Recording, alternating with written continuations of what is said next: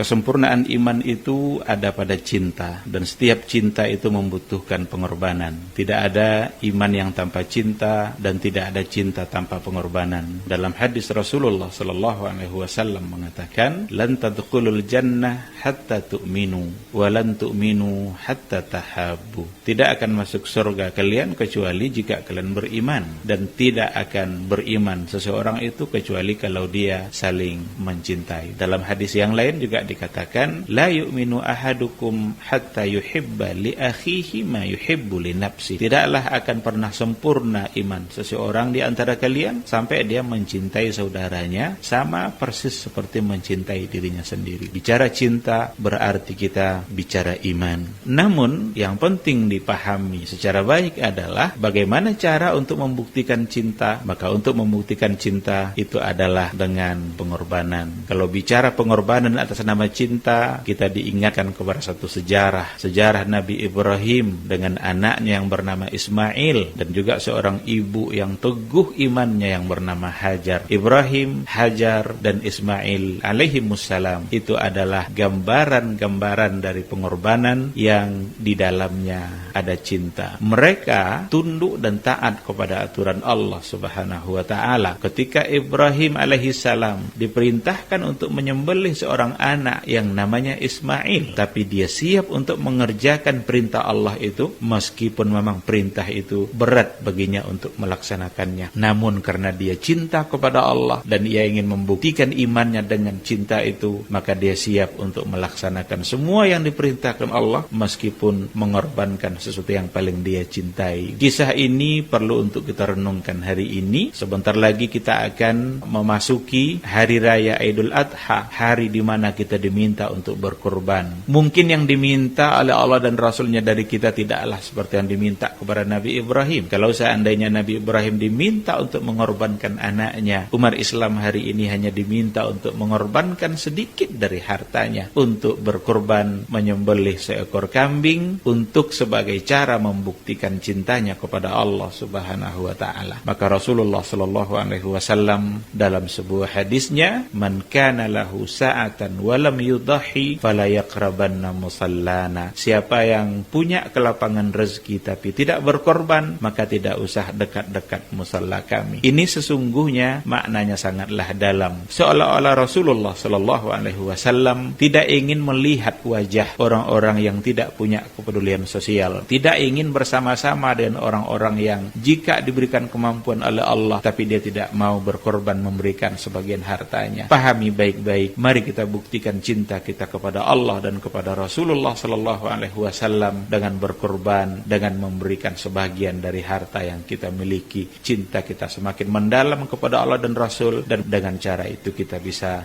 masuk surga. Rabbani, merajut ilmu dan peradaban.